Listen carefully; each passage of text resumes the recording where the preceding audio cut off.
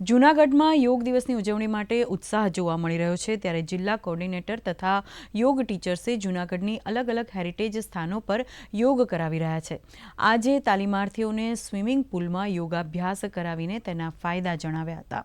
સાથે જ જિલ્લા કલેક્ટરે 21મી તારીખે નાગરિકોને મોટી સંખ્યામાં યોગમાં જોડાવાની અપીલ કરી હતી।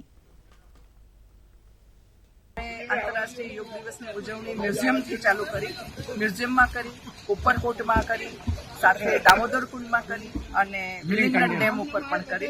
आवतीकाले अमे सक्करबाग करवा जई रह्या छीए, सांजे अमे तळाव दरवाजे पण करी रह्या छीए।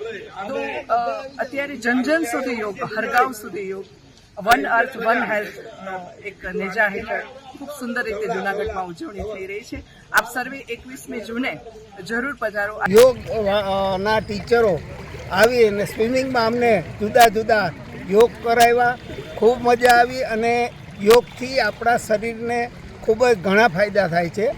जेवा के श्वासोश्वासनी क्रिया पण एकदम सरस रीते थाय छे अने वॉकिंग ए पण सारी एक्सरसाइज छे, पण स्विमिंग बहुत मस्त एक्सरसाइज है।